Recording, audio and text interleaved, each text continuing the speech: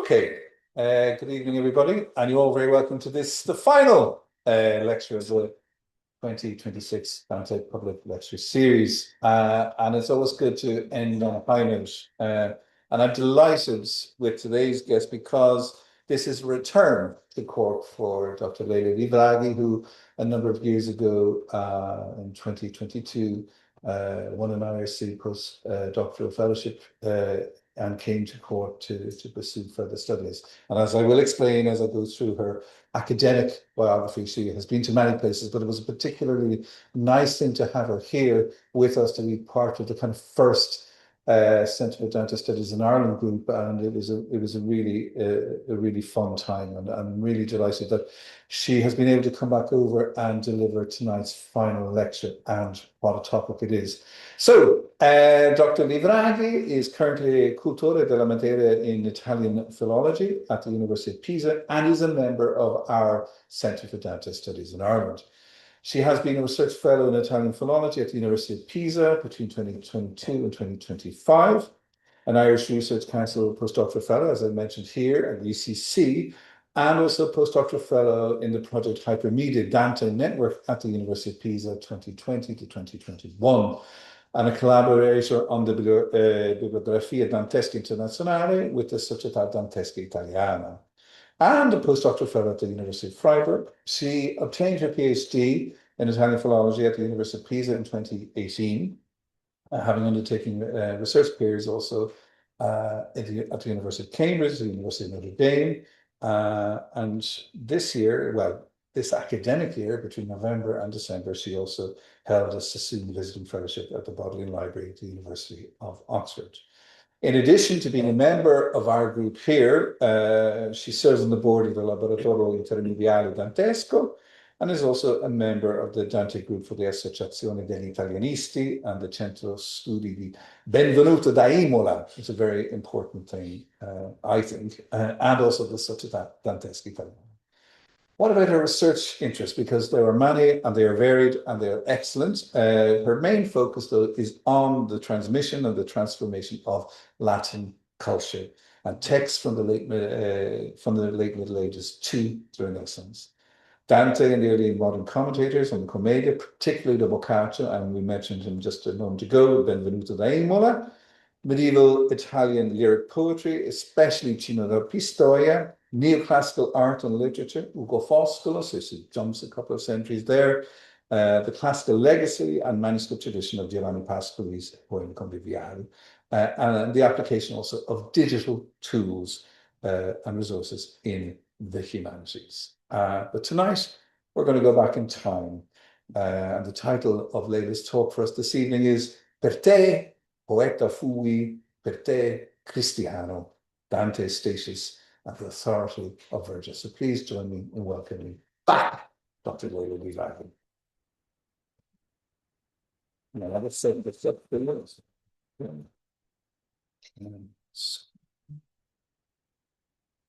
Here we are. You should be here. This. How do I make that smaller? Or get it out of the way? Does anyone know? All you bright sparks amongst us. No.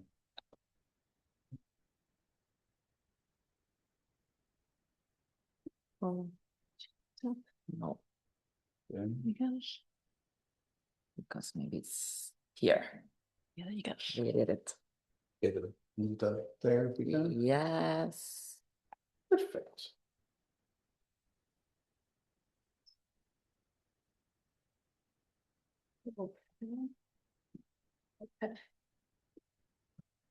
Okay, so I'm very happy to be here tonight. A little scared because I'm feeling the pressure to conclude this year's series. And this research I'm presenting tonight is one of my newest research. I've been thinking and studying about this subject for a while now, but it's the first time I present it to an academic audience. I talk about this with my students, but here I think I will have much feedback, and I really looking forward to it. So I'm gonna start. As my title, the title of my lecture tonight reveals, I'm gonna focus on one of my main interests, which is the transmission of classical culture, and especially in the Middle Ages, and especially in Dante. Specifically, I will focus on cantos 21 and 22 of the Purgatorio, so the second part of Dante's Commedia, and where the encounter between Dante and Virgil with the Roman poet Statius takes place. Okay, I'm gonna show you very briefly this first slide and the second one, because it's interesting that when Statius appears to Dante and Virgil that were walking towards the new cornice, the next part of Purgatorio, is compared to Christ when Christ resurrected in particular. It is like a precise episode. Christ appears in the Gospel of Luke at two of his apostles on the way to Emmaus. In fact, and you can see here that Dante quotes Luke specifically. And then these are the two passages in the Gospel of Luke that Dante is quoting. But I cannot stay in this for very long, since my presentation is very, very long. I hope to be like swift tonight. But if we'll have time, we can circle back, because this is like the counterpart of like my approach to these two cantos. Okay, so let's go to the core. Okay, so line 73 of the canto 21 marks the transition to the second half of the canto, where the perspective on Statius shifts dramatically, focusing on his identity as a poet rather than on his newly achieved condition as Beatus in Pectore, because since it was like compared to Christ, we know that he is now completely free of his sin. Invited by Virgil to reveal who he is, Statius introduces himself. In this self-presentation, you see like a part here in this slide, he refers only briefly to his conversion to Christianity, which one might expect to be the most decisive event of his earthly life. This clarification, also that he was Christian, appears almost as a digression from the main claim Statius is making, namely that he was a poet, the name that most endures and honored the most. His move to Rome, when he notes in passing that he later found his faith, is presented primarily as the consequence of his poetic fame. Statius, at the end of the quotations here, Cantegli Tebe, and you see the translation as well, recalls his poetic coronation, before that, Dove Mertai Tempio Ornati Mirto, mentions the titles of his two poems, The Thebaid and the Unfinished Achilleid, and proceeds to deliver an extraordinary praise of Virgil. He states that the Aeneid was his fundamental model, and that without it, he would not have been able to compose his own poetry. Okay, this is already a major acknowledgement of his death to his master, but what Statius says next in praise of Virgil is even more excessive and, in my perception, unsettling. Statius declares without hesitation that he would have exchanged 1 year of beatitude in order to have lived at the same time as Virgil. You can see it like at the end of these quotations, to have lived on earth when Virgil lived, and so on. The statement is clearly hyperbolic. You cannot believe him, okay? Yet its implications are troubling when placed in the mouth of a soul who has completed purgation. As the Cantica itself repeatedly stresses, a purified soul is naturally oriented toward God, and it is difficult to imagine that it would wish to postpone reunion with its creator. The love Statius expresses here for Virgil seems to move in the opposite direction. It is a desire that, in principle, a fully purified spirit should not be able to entertain. Okay. Also, to my knowledge, it hasn't been recognized that Statius is not merely expressing the wish to meet Virgil, which indeed is happening here in Purgatory, but rather the wish to have lived in Virgil's own historical time. To have lived on earth when Virgil lived, per essere vissuto di là quando visse Virgilio. Yet it would have meant living before the revelation of Christ and therefore jeopardizing the possibility of conversion and salvation.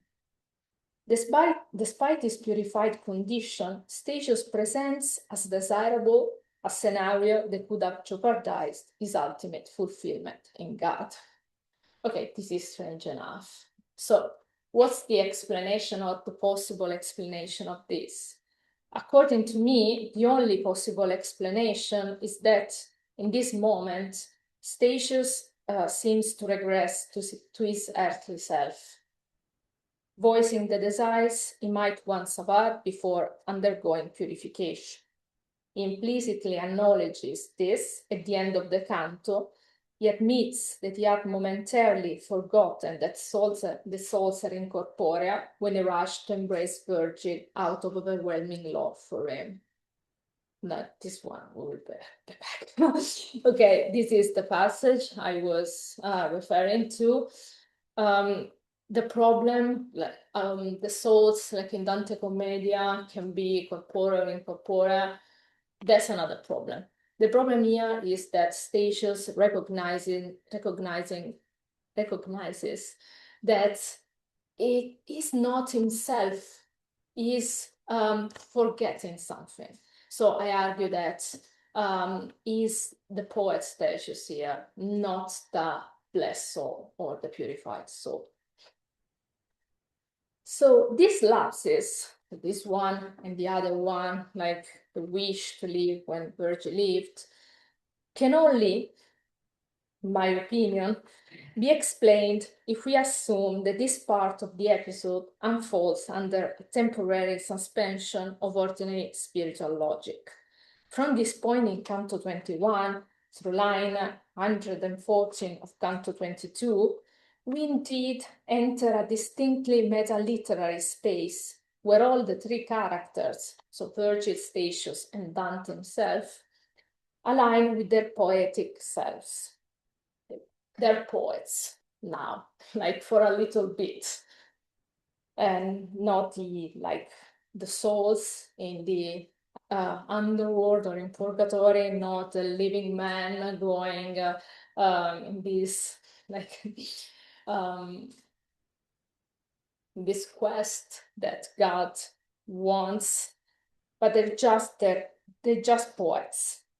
So even when Statius' Christianity becomes the central focus in the following canto, the poetic reflection does not subside, but instead unfolds in its fullness, articulating the complex relationship between religious belief and literary paradigms.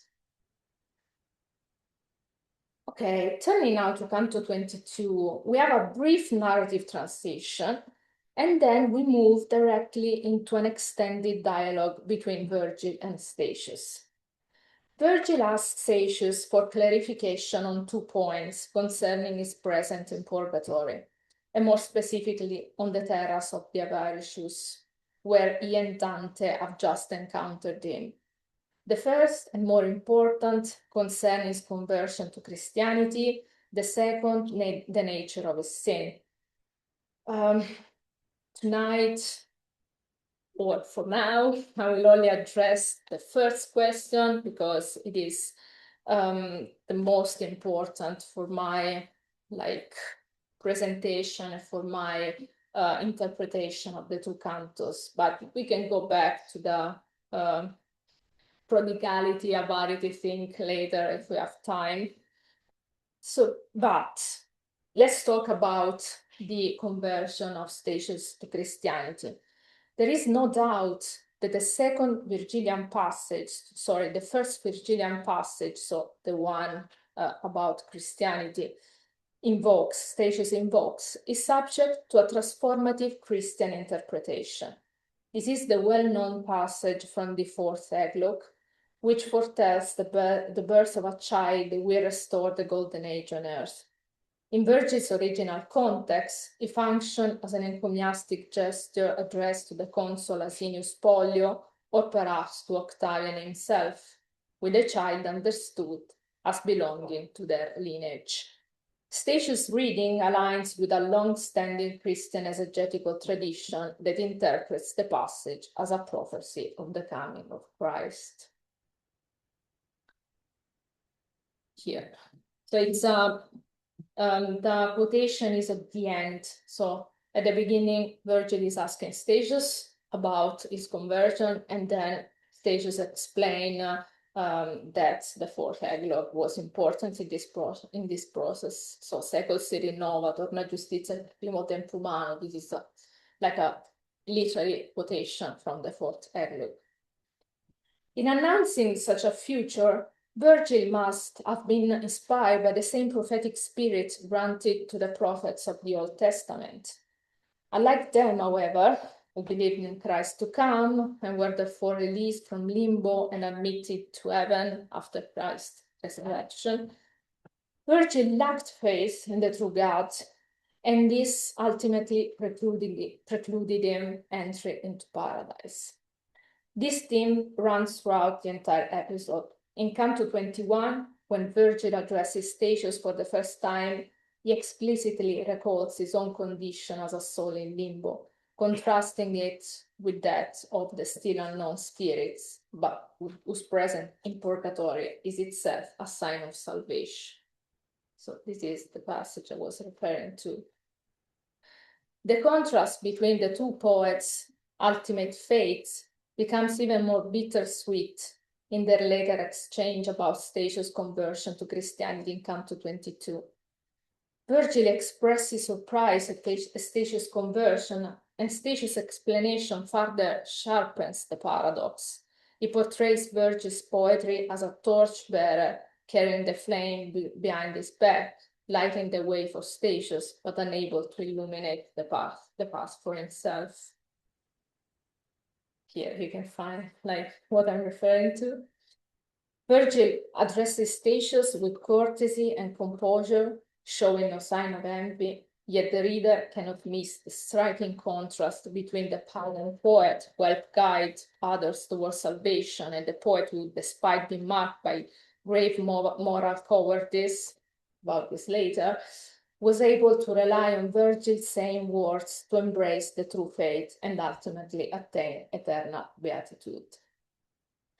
But okay, this is like an introduction to this subject. Every Dantista knows this more or less. Now I'm starting to explain what I think about this. And I'm inclined to think that this contrast does not extend beyond the human dimension of the two characters. It informs the question of poetic authority and the value that Dante assigns to his privileged model, Virgil, but does not coincide with it. The canto allows, indeed it demands, two distinct levels of interpretation. One that considers the characters in their own right, and another that concerns literary works that embody their respective poetics. The four poems primarily involved here are Virgil's Aeneid and Eglogues, Statius' Thebaid, to a lesser extent his Achilleid, as well as, indirectly, yes decisively, the Comedy. toward which Dante's engagement with these classical works ultimately points. So, when Statius introduces himself, as many as 3 terzine, don't read this too soon, are devoted to the Aeneid and its author. Yeah, we saw it like before in an earlier slide.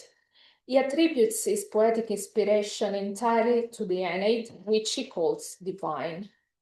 It is worth noting that this passage echoes a phrase the historian Statius himself articulates in the closing line of his poem. The Aeneid situates itself within the epic tradition, and the two works that Dante Statius mentions when introducing himself belong to the same genre. That is, the Thebaid, a song of thieves, and the Achilleid, and then of great Achilles. The adjective great, maybe we go back so you can see it here. Cantai di Tebe poi del grande Achille. So yeah, the adjective great, qualifying the name of Achilles, is the first signal that places Statius' poem within the epic genre, which according to the strict precepts of the medieval ars poetica, deals with the deeds of great figures, leaders, and heroes. Dante makes this epic framing explicit when he reveals Virgil's identity. Yeah. Okay, this is the one. It tells Statius that the man standing before him is the very one who instilled in him the power to sing of men and of the gods. If Achilles' epithet is a telling cue, here the status of epic characters is defined with absolute clarity. The protagonists of these works are men, in the Latin sense of vires, so always heroes, like great men, and gods, meaning the pagan deities when epic poems meddle in human affairs. The poetic style proper to epic is likewise signaled by the original expression forte cantando. You can see it like in the Italian version, while in the English is the power to sing. So which is far more revealing than the English translation, when the adverb is rendered as a noun, power to sing. The verb cantando in Italian refers to the act of poetic composition, while the adverb forte, which qualifies it, alludes to the elevated and solemn style that Statius inherited from Virgil and these characteristic of epic poetry. Here, I just put this image, which is the Rota Virgili. I think that like every medieval research scholar knows it. I'm referring a lot to this like point of reference for scholars, poets, writers, authors in general in the Middle Ages. So the Aeneid is the epic work of Virgil. The Rota Virgili is divided in 3 parts. Each one corresponds to one of the 3 works of Virgil. So the Aeneid, Gravis Stilus, the Georgica, Mediocre Stilus, and of course the Dieglogs, Humilis Stilus. I just wanted you to see it, to visualize it, because we can maybe it is difficult to understand if you don't have this knowledge, this kind of knowledge, that the distinction between 2 styles is that important, but it is. And in the Middle Ages, they used Virgil to convey this distinction. So what I'm saying is like rooted into this Rota Virgili. So I wanted you to see it when I'm starting to talk about genres. Okay, so in Canto 22, the metapoetic reflection develops much further, building upon the soteriological dimension of Statius' conversion, while nonetheless pursuing his own trajectory. The focus now falls entirely on the Thebaid, which, having been completed, is better suited to represent Statius' poetics. Dante, as Virgil observed, that the Thebaid gives no indication whatsoever that its author was a Christian convert. In asking Statius to clarify this point, Virgil identifies the poem by referring to its subject, twofold sorrows of Giocasta, della doppia tristezza di Giocasta. The work, so the Thebaid, recounts the ruinous fratricidal war between Eteocles and Polynices, the sons of Jocasta and Oedipus, who fight for the succession to their father's throne in Thebes. The reference to the poem subject matter not only situates it again in the epic tradition with the reference to the army, so crude armi della doppia tristezza di Giocasta. You say that the translation in English is similar but different in a way, cruel warfare. So yeah, the epic tradition with the reference to the army, the martial theme. And also, this expression captures the specificity of Statius' rendering of the genre, which inclines toward hyper-tragic pathos and is filled with the refined episodes of bloodshed, redefining the warfare fool. Statius does not challenge Virgil's reading, which must therefore be considered correct. On the contrary, he confirms that this poem is indeed a pagan epic because he himself was not capable of openly manifesting his conversion, remaining what he calls a secret Christian. You see it, chiuso Christian fumi. To be precise, Statius states that he converted before beginning to compose the Thebaid. E prima che io conducessi Grecia ai fiumi, who was baptized before, in my verse, he had led the Greeks to the rivers of Thebes. In my view, this expression cannot be read as implying that a conversion occurred at a certain point during the writing process. Okay, I would rather argue that when Statius recalls the arrival of the Argive armies at the rivers washing the borders of Thebes, is referring, metonymically of course, to the entire subject matter of the poem. This interpretation, I think, in my opinion, finds explicit support in the poem of the Thebaid. There, in accordance with poetic convention, the author announces the argumentum of his work, so the subject, and elaborates it in several ways. Statius first defines it through reference to the accursed house of Oedipus. After the dedication to Domitian, he resumes and clarifies this formulation, specifying that the poem will treat the war between Eteocles and Polynices, Oedipus' twin sons. Dante's Virgil, if you remember the previous slide, identifies the Thebaid in precisely these terms. In particular, the periphrastic expression involving the mother of the brothers, la doppia tristezza di Giocasta, seems to echo or reshape Statius' own periphrasis referring to their father, Oedipode confusa domus, so the troubled house of Oedipus. Later in the poem's content is defined through reference to the river Ismenus and the spring of Tirce, in much the same way that Dante asks Statius to. Here. The Thebaid narrates the assault of Polynices and his allies on the city ruled by his brother. The true beginning of this narrative may therefore be located in the mustering of the armies on the banks that mark the boundaries of Thebes. The preceding books, this happens between the 7th and the 9th books of the Thebaid. The preceding books recount the premises and the preparations that lead to the dramatic core of the poem. This hypothesis is reinforced by the fact that the reference to the poem's theme through these Menus and Dirce is followed by the invocation of Clio, recalled by Dante's Virgil, You can see it here, Clio Davis at the end. Which hero first does to thou make my theme of Clio? And also Virgil, the Dante's Virgil, when he was asking Statius about his conversion, recalls this invocation to Clio, one of the muses. Okay, and by the catalog of the principal characters beyond the two brothers.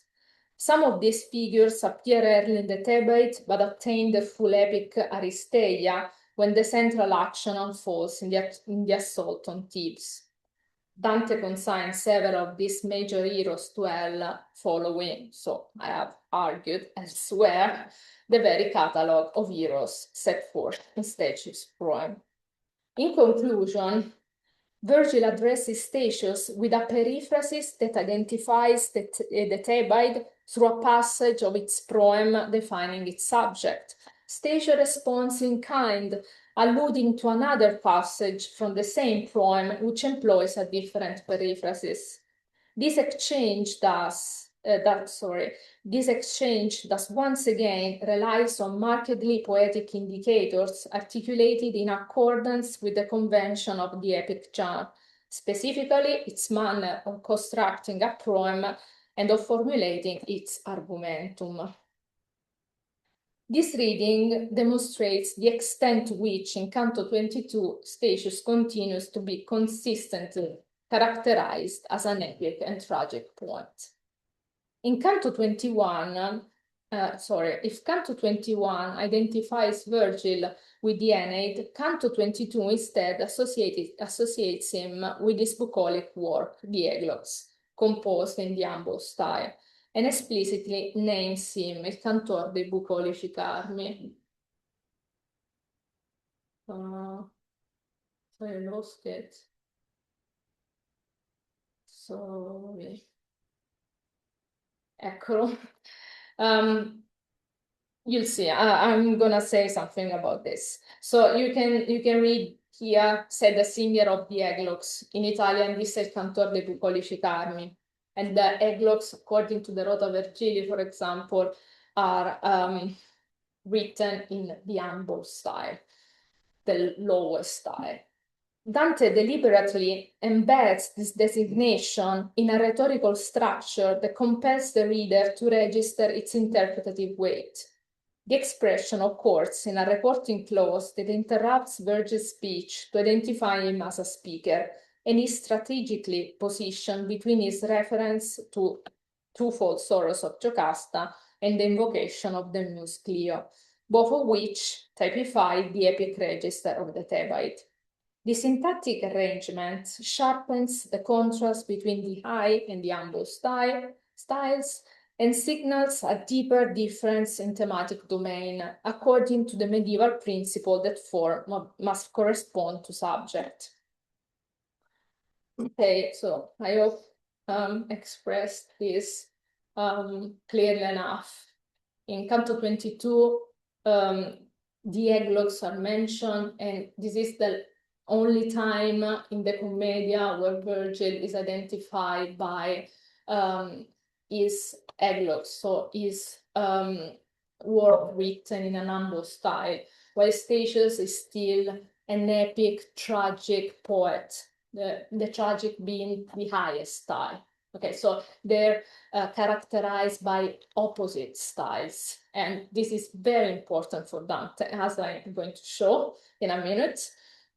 So Statius mentions the fourth eglog because of the role it played in his conversion. He later summarizes his death. Okay, no, sorry. Here. He later summarizes his death Virgil in two distinct passages that follow the same pattern. First, in the tercet in line 64 to 66, was you first set me toward Parnassus to drink in its grottos, and you first lead my way toward God. And then, what I see as the most emblematic line of the entire episode, and the key to its interpretation, through you I was a poet, through you I was a Christian. The two members of each coordinated phrases a structure as an apparent parallelism. Yet the asyndetic pairings are not homogeneous. Their objects of reference differ. In the first case, Statius is talking about the epic Aeneid, thanks to which he became a poet, as is stated in Canto 21. In the second, about the comic fourth eglogue, which guided him toward conversion. To clarify Dante's stance on the poetic relationship between the two opposite styles, we need to return to earlier sections of Dante poem that sense in almost perfect vertical correspondence to Purgatorio 21 to 22, namely Inferno 20 to 21. Here, Dante addresses a crucial issue for understanding how he situates his own poem within the tripartite medieval hierarchy of styles. As Hollander pointed out, Virgil's account on the foundation of Mantua in Canto 20 departs from the version given in the Aeneid. However, like other passages in the comedy where Dante may diverge from Virgil simply as a form of variatio, the departure here appears to be guided by a deliberate, ideological, and poetic agenda. After completing the theological narrative of his native city, Dante's Virgil explicitly declared that any alternative version of Mantua's origins is to be deemed false. In doing so, Dante uses Virgil's persona to call into question the authority of the Aeneid itself as a source. And this is the quotation I'm referring to. In the same canto, Virgil refers to his poem by placing it within the tragic genre. By contrast, in the opening line of the following canto, Dante defines his own poem as a commedia, so as a comedy, thereby distancing it from the genre of its Virgilian model.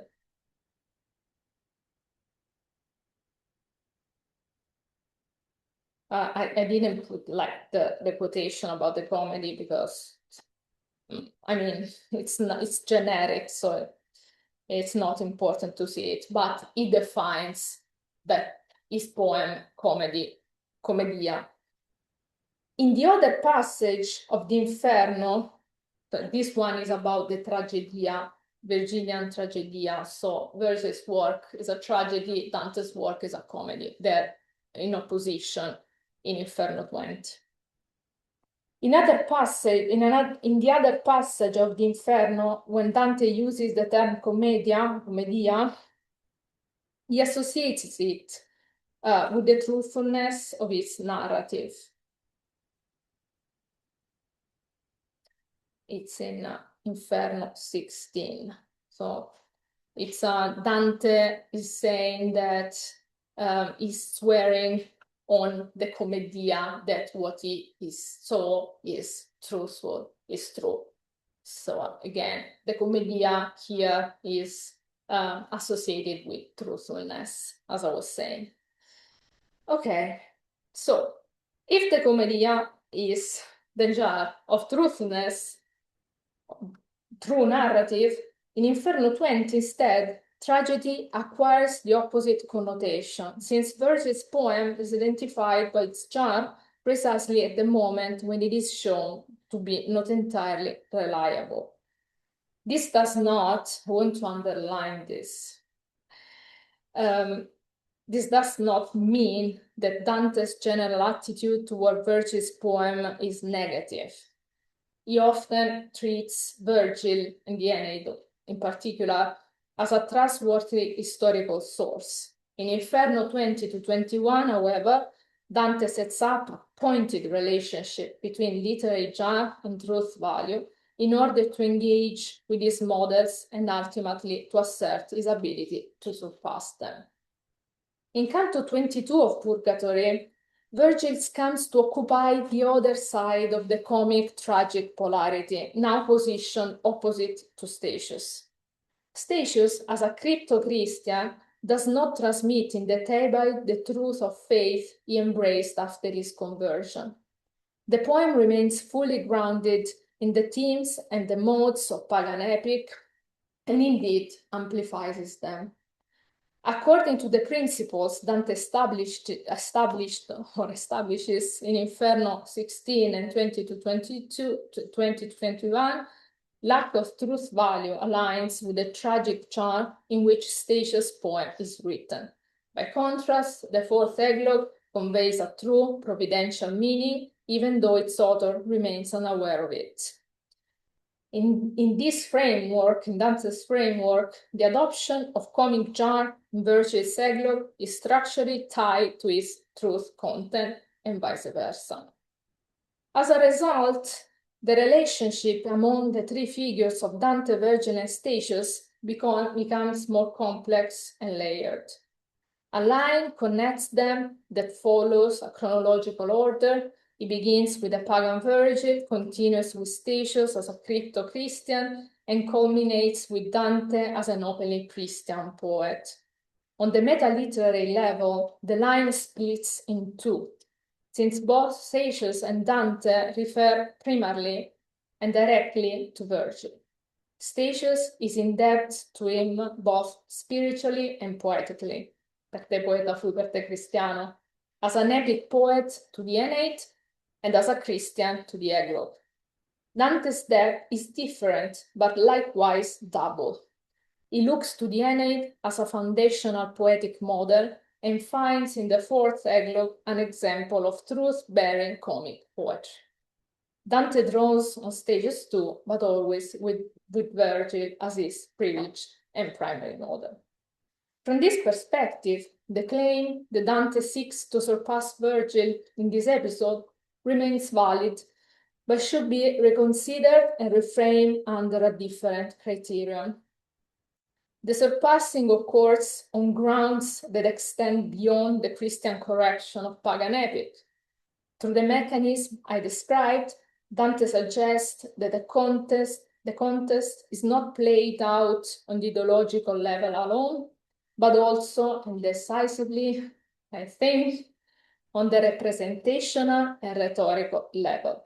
It is in this poetic domain as well that Dante seeks to rise above Virgil and his other classical models, ultimately presenting himself as having succeeded. I will take like 2 minutes to show you like this interesting parallelism that further proves or like gives further value to what I just said. Okay, so you can see that at the beginning of the fourth eglogue, Virgil is saying that his style, his comic style, needs to Paulo Maiora, so Canamus, he needs to go higher, just a little bit. I'm going like I'm trying to synthesize this. And in Purgatorio 1, sorry, I forgot to put the translation, but it's quite simple. Dante begins his second canticle, so in Purgatorio 1, by asserting the need to partially elevate his poetic register above the one he used in Inferno. This programmatic statement can be interpreted as further evidence that his comic poetics includes multiple rhetorical levels, because like Dante's Commedia is not comic in the Rota Virgilis sense, but embraces different styles. Sorry, I didn't explain this like in detail. The passage appears to recall the outset of the Virgilian eglogue, though Virgil is not the sole source, as Ovidian resonance may also be detected. It is nonetheless noteworthy that Dante turns to Virgil, once again his privileged resource, to articulate his new poetic paradigm, and does so through the smallest textual link, alquanto surga, just a little bit, just Virgil said at the beginning of the eglogue, of the fourth eglogue. So yes, comic style, but like also higher, so mixed style, like the Commedia. And as I was saying, the link is the smallest, just an adverb, alquanto surga, and Paulo Maiora Canamus. Yeah, does so through the smallest textual link by reusing a single adverb that bears strong metapoetic significance in both texts. The Virgilian echo in Canto 1 can be easily connected to Canto 22, where the fourth eglogue is explicitly recalled and its comic style becomes the subject of poetological reflection that also engages with Dante's poem. And I'm done.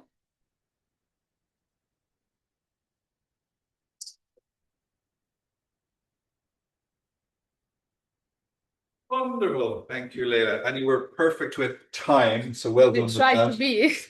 That is no easy task. I'm just going to stop sharing the screen here. And so we can open it up for questions. But first of all, I just want to say thank you so much, because what you're talking about is immensely complicated. And I like the way you went through it and you brought us in and out of 21 and 22, which is a fascinating thing. And to kind of shift Virgil over to the comic, I think is a really important thing. I just want to ask you though, because I've always been kind of quite curious about this, and I wonder, it isn't directly related to what you're talking about, but it is part of a larger kind of metapoetic thing going on, and that we have the figure of Virgil recognized 3 times in the Commedia as a poet by another poet. So think of Canto 1, the famous encounter between Dante in the wood with Virgilio, in which it's one of the prefaces in which he doesn't say Io son Virgilio, but he does it in a roundabout way. And then we have it again in Purgatorio, which is really the canticle of the poets, because there are so many of them there, with the encounter with Sordello, where he does say Io son Virgilio. And then we have this wonderful, and Piero Boitani many years ago wrote a wonderful essay about anagnoristus and the poetics of recognition in the Commedia. You have this wonderful, and you showed it, you illustrated it beautifully, this wonderful moment where Statius is saying, oh, if I could just live in the time that Virgil lived, not knowing that right beside him is that same Virgil. And Dante, a little smile appears, this riso appears on his face, and poor old Statius is confused, and eventually Virgil says, go on, tell him it's me. And so, and Dante says, well, and that's the same fellow. But and I understand that Dante is placing the accent on Virgil at these moments in the poem, in the Purgatorio, because as we know, as we move further up the mountain, there's going to be another very important figure coming along, which is going to completely supplant Virgil. And so Dante is at great pains to kind of both celebrate, but in a way also kind of slightly undercut Virgil as someone who cannot go on in a way that Statius can as a cristiano, even though his Christianity is in the fiction of the poem somehow reliant on Virgil. But how do you account for these 3 recognition scenes between of Virgil by 3 very different types of poets? Okay.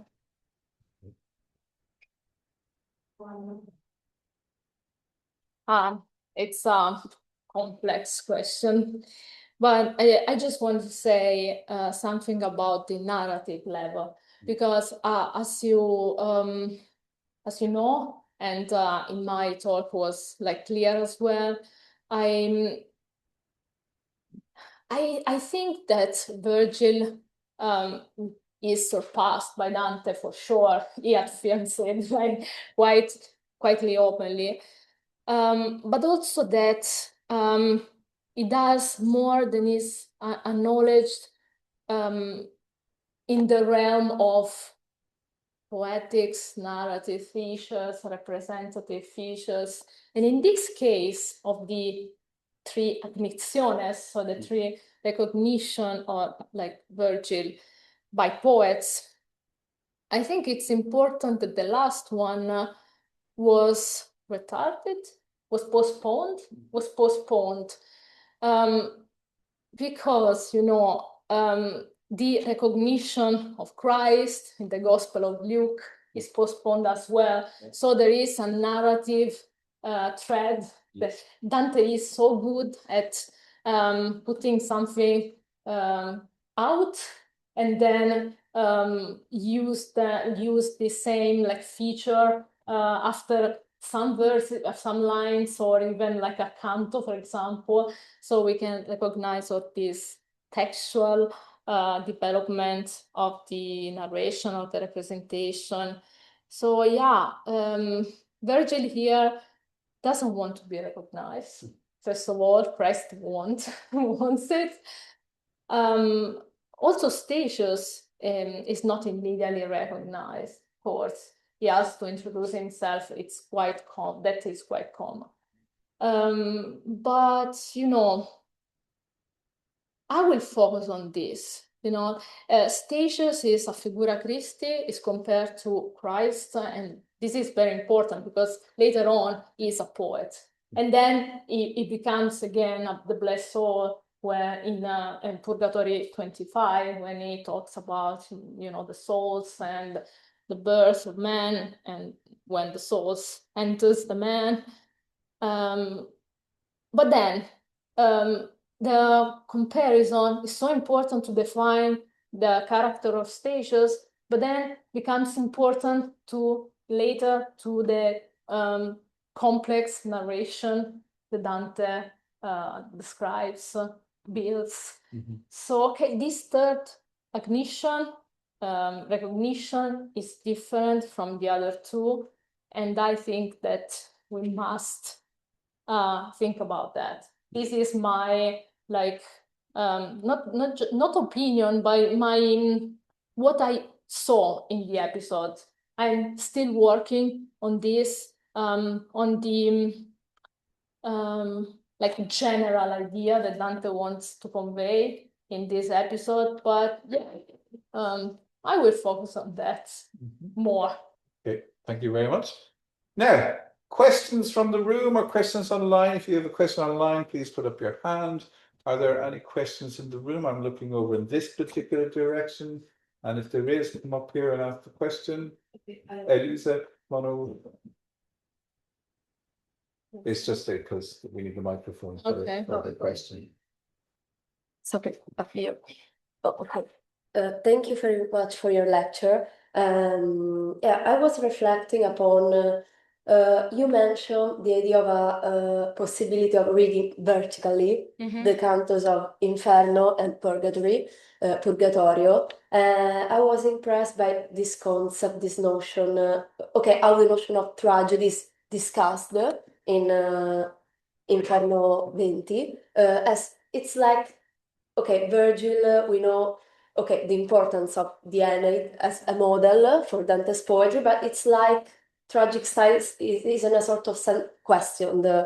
While Dante, through the Infernos, wears on the notes of the comedy. And so, this was truly impressive for me, so I wanted to develop a little bit more this, and I was wondering, I don't know, I hope it does make sense, if we can find some vertical connections in Paradiso as well, because maybe Virgil is more absent in a certain sense in Paradiso, or it's an hidden presence, but there is always the imagery of light, and there is the impossibility for Dante of knowing immediately everything, as he can't really hear, he can't really see, and there is the metaphor of the servant with the torch in Purgatory 22. So, I wanted to know if there is the possibility of looking to Paradiso as well. So, Yeah, okay. Thank you. In this case, I think that the vertical reading with Paradiso, unfortunately, there is no real link between like the three canticles. But I didn't say this that I'm going to say now before, but Inferno 21 and 22 is devoted to this Ludo, so this comic representation with like the devils and Virgil, which is, who is, like is in troubles because he cannot deal with the devils. So in Inferno 20 and 21 and 22, there is Dante. It's not meta-poetic because they're not talking about genres, but Dante is using a specific genre, the comic one. Okay. And then it's interesting that, again, in 21 and 22, so the verticality is perfect if we see the verticality in this way. Okay. So I cannot elaborate a lot, but in Canto 22 and also before in 21 of the Purgatory, there are more clues, signs that Dante is discussing the comic style, because there is, that theatrics between Dante, Virgil, and Statius, when Statius wants to know why Dante is laughing, kind of, and Virgil is looking at Dante because he doesn't want that Dante reveals that Virgil was there, he was there. So yeah, and this is again a kind of theatrical move. And also in 22, as we were saying before the lecture, Dante introduces a reference to comic poets, comic authors, Terentius, Plautus. So there is a lot in place here about comic style, and it's interesting that Dante was using the comic styles also in 21 and 22 with the Malebranche. Okay. So we can do a lot of work about this verticality between the two passages. Okay, perfect. Thank you. But how then do you relate that back to, say, Infernus 3 in Limbo, when Dante is, parade of poets, and you've got Homer at the top, presumably Virgil is part of them, you've got Ovid, Lucan, and Horace, and Dante says that io fuissi sesto tra cotanto senno, I was sixth among such intelligences. And that tra cotanto senno reappears in 21 and 22 with Statius, at that particular formulation. Yeah. Okay. So there is kind of a direct link back to it, and I think that it is a Baudelaire writes about Yes, that. of course it is, because the catalog of poets, authors in Limbo, so in Inferno 4, is completed here. There were a lot more poets, apparently. Dante didn't mention them in Inferno 4. We may wonder why. I have my own answer, but I know. I think that Dante at the time, his poetic canon was smaller. Maybe Statius wasn't part of it. So then, since he didn't include him in the Bella Scuola, there was the, it was not a mistake, but something that he did, and then he was forced to talk about Statius in Purgatory. A lot of people, like scholars, think that he planned to include Statius in Purgatory, so he was planning before, at the beginning of the poem, Statius had to be a Christian. But I don't know, maybe he didn't want to refer to him in the beginning, and then it was the occasion to build this amazing episode. I just happened to be here for 900 years until you're passing through. Yeah. Are there, Elsina?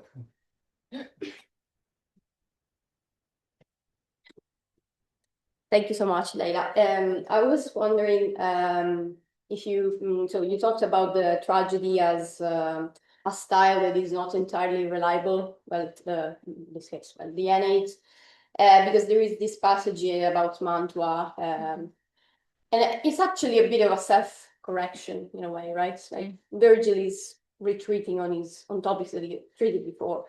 So somehow now that he is, I don't know, perhaps in he found himself in the Christian afterlife, and he's now having a clearer idea of how things are. I don't know, but in a way, he's self-correcting himself. And I was wondering if you have an interpretation of why is he self-correcting himself there, and also if there are other passages that would confirm the idea of the tragedy of Virgil's tragedy as being as not entirely reliable. And I was thinking also about Inferno 13 when Dante is invited to break the branch from Pierre delle Vigne's plant, because Virgil says se egli avesse potuto credere prima ciò che ho visto pur con la mia rima. So in a way, there's a problem of reliability there as well, of faith in the word of Virgil and in the tragedy. But in that case, it would have been reliable somehow, or I don't know if you can give some more thoughts about this. Thank you. Thank you, Sina. It's complicated because I think that Dante relies a lot on Virgil, a lot on the Aeneid, and in most cases, it takes Virgil very seriously. So he accepts Virgil's version. There is some skepticism in Dante's scholarship about a lot of passages in the Commedia where Virgil seems to be challenged or corrected. I think that Dante, as you were saying, for example, in Inferno 13, but also in other passages, agrees with Virgil. So the Aeneid, most of the times, is basically a work, a source that can be trusted. However, Dante, and also this is controversial again, but it's not always consistent. When he wants to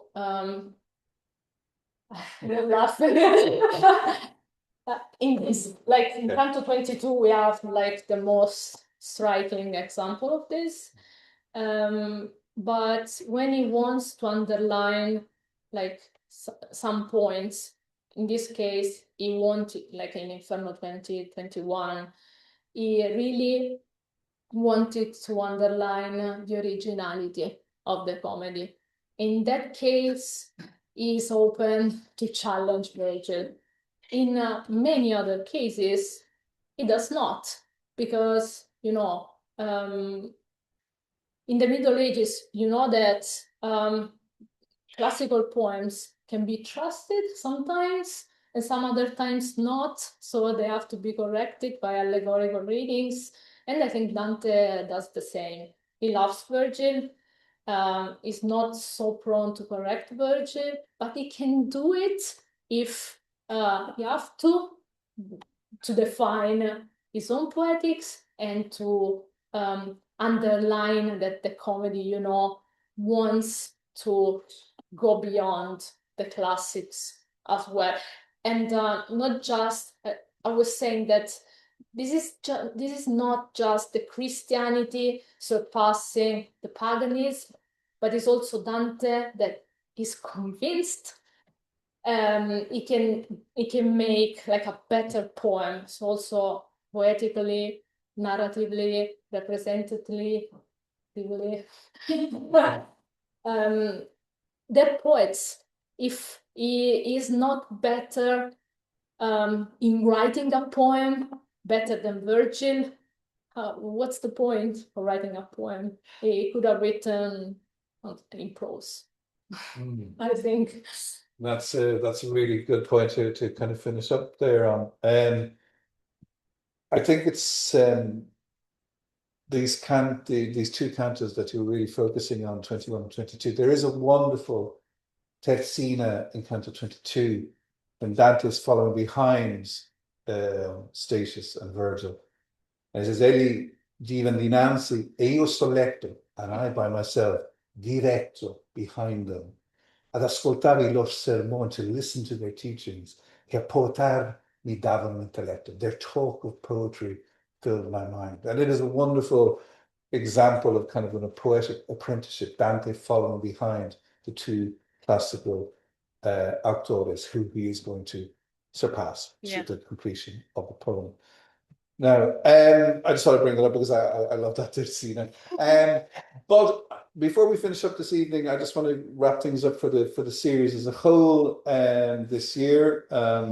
First of all, I want to thank, there's lots of thanks for our Dante series every year. I want to thank the Department of Italian in particular, my colleagues, all of them in the department, who are also very good, generous supporters.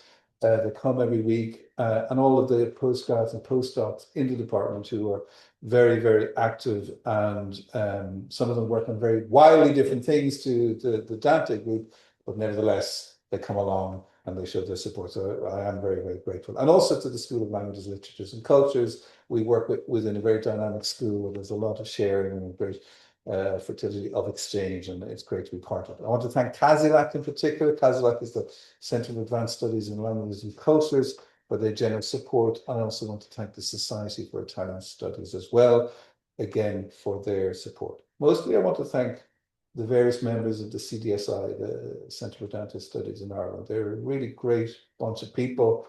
They're very dynamic. They're always fizzing with ideas. And let's just say that the Dante lecture series is something we do that's a traditional thing every year, but there's a whole range of different activities between workshops, readings, conferences, and they would really drive you mad with all of their activity, and it is really great to listen to them. And I personally, I think I'm the biggest beneficiary of it because I learn so much from them, as for example tonight with Leyla's wonderful lecture.